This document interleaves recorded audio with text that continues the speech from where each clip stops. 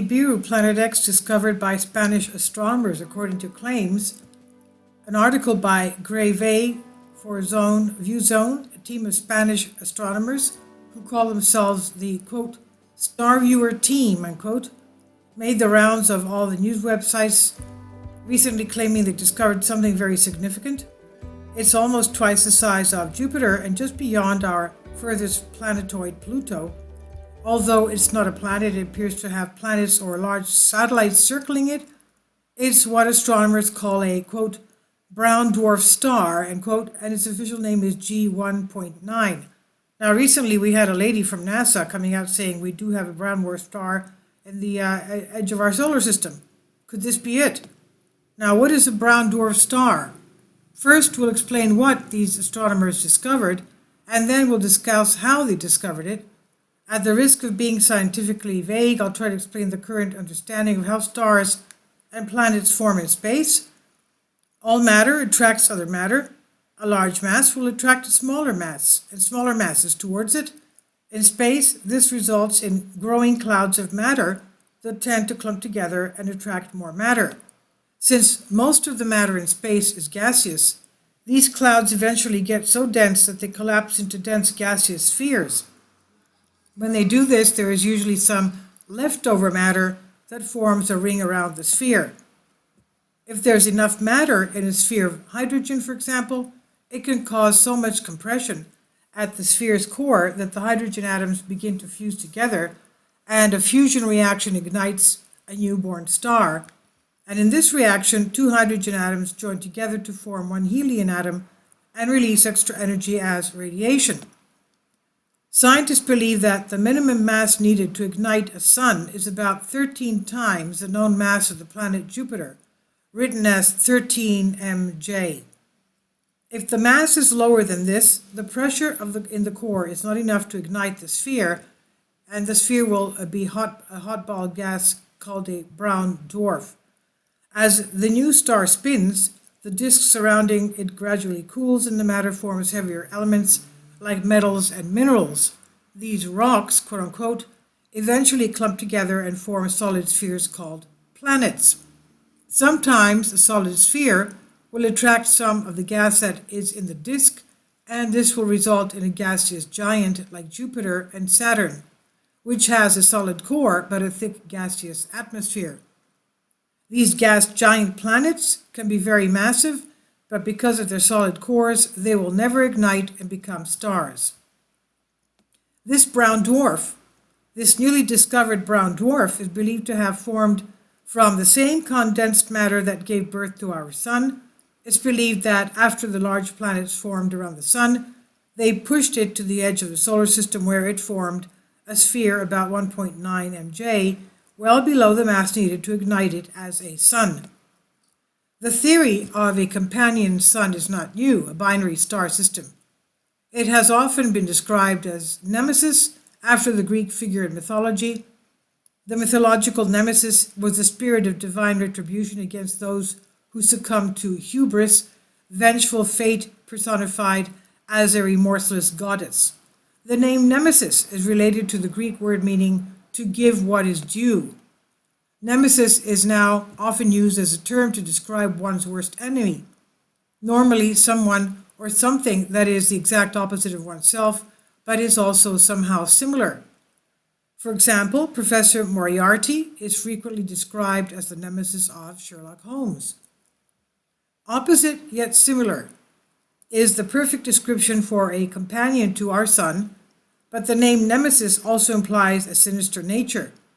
Will this new nemesis be beneficial or harmful to our lives? Many suns that we observe in the galaxy are part of binary systems or double stars. There is debate about how two suns form from a single condensed cloud of matter. Some believe that they both form at the same time. Others believe they split following the creation of one huge sun. Sometimes both spheres are capable of fusion, and both suns shine brightly, encircling each other around an imaginary point called the barycenter. Sometimes only one sun attains 13 mJ and ignites, while its smaller companion, the brown dwarf, glows dimly and radiates heat. Astronomers usually can only see the brightest of the two, but because they both circle around a common barycenter, the wobble reveals the mass of the unseen companion. So we are close to our sun and within its gravitational influence. So as we are traveling through space, it appears to us that the G1.9 is moving in the ellipse between our furthest planetoid Pluto and the edge of our solar system near the Oort cloud. The newly discovered brown dwarf is reported to be located just about 60 to 66 AU. 1 AU is the distance from the Sun to the Earth, about 93 million miles from its perigee, currently in the direction of the constellation Sagittarius. Because of periodic gravitational disturbances in areas of space further out, specifically in the Oort cloud, the Spanish group of astronomers believe the G19 travels in an elliptical orbit extending possibly hundreds of AU beyond the furthest known planets, its apogee. Its position just beyond Pluto suggests that it is at its closest approach to the Sun and Earth. Space appears relatively free of debris inside the planetary orbits. This is because the gravitational pull of each planet, a large mass, effectively collects the interplanetary debris, the small mass, but there are exceptions. The belt of debris between Mars, the asteroid belt. Between Mars and Jupiter, you'll see a ring of debris called the asteroid belt. It's believed that a planet once orbited in this area before it was pulverized by some type of impact. Many theorists believe it was caused by a rogue planet that entered the solar system, again hinting at the existence of some unknown member of our planetary system. Beyond the furthest planetoid, Pluto, there's a large ring of debris called the Kuiper belt. While the asteroid belt is composed primarily of rocks and metal, the Kuiper belt objects are composed largely of frozen volatiles termed ices, such as methane, ammonia, and water. Comets, in other words, up there. As we get to the edge of the solar system, we enter another debris zone, the Oort cloud. The Oort cloud is not a band of debris, but rather a spherical shell that surrounds the solar system and extends out to the edge of the Sun's gravitational field. This region is thought to contain frozen clumps of water, methane, ethane, carbon monoxide, and hydrogen cyanide. It's also the birthplace of comets. However, the discovery of the object 1996 PW, an asteroid in an orbit around more typical of a long-period comet, suggests that the cloud may also be home to rocky objects. Debris flypaper.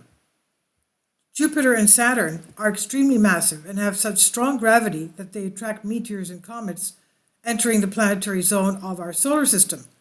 They protect smaller planets like our Earth from impacts, acting like a flypaper for meteors, comets, and asteroids. In August of 2009, Jupiter captured a large asteroid that entered the planetary zone unexpectedly, despite the efforts of astronomers to track these dangerous objects. It's believed that this asteroid was perturbed by the trajectory of G19, which until now was not recognized and accounted for. So how it was discovered, the controversy. You might well ask why astronomers have never detected this object before. In fact, they did. G1.9 was first identified as a supernova remnant, quote-unquote, in 1984 by Dave Green of the University of Cambridge, and later studied in greater detail with NRAO's Very Large Array Radio Telescope in 1985. Because it was unusually small for a supernova, it was thought to be young, less than about 1,000 years old. But in 2007, X-ray observations made with NASA's Chandra X-ray Observatory revealed that the object was much larger than the last time it was observed. It had grown in size by 16%. Puzzled by this observation, the Very Large Array repeated its observations 23 years ago and verified that it had increased in size considerably. Knowing that supernovae do not expand this quickly unless they have just exploded, they explained that G19 must be a very young supernova, perhaps not more than 150 years old. But no record of a visible supernova has been found corresponding to that historical period, about the time of the American Civil War. Spanish astronomers have tracked this object with great interest because they were anticipating its appearance. Gravitational anomalies have been appearing in the Oort cloud for some time, suggesting the perturbations were caused by a nearby object with considerable mass. The announcement that G1.9 had increased in size was no mystery to them. It's exactly what they would expect as the object moved closer to Earth. The object, G19, is currently located in the direction of the galaxy center, Sagittarius, which glows bright in infrared spectrum image. Because of the bright background, G19 is not visible in normal light wavelengths. And this is on Humans Be Free by Alexander Light. Please leave your comments and thank you for your support. Kindly support my Patreon account. The daily posts are 5 videos daily, and they are totally different from what I have on my YouTube channel. Thank you so much for your support and that you find all my content so interesting. You'll find the Patreon account details in the description box below.